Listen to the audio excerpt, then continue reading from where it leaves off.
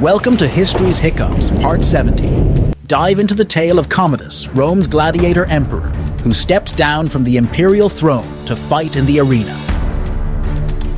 Reigning from AD 180 to 192, Commodus was fascinated with gladiatorial combat, believing himself to be the reincarnation of Hercules.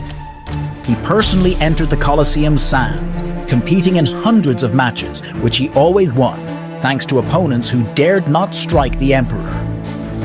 Commodus's actions scandalized Rome, blurring the lines between the ruler and the entertainer and challenging the very dignity of the imperial office. His obsession with the arena contributed to his downfall, as he grew increasingly detached from the realities of governance, leading to his assassination in 192.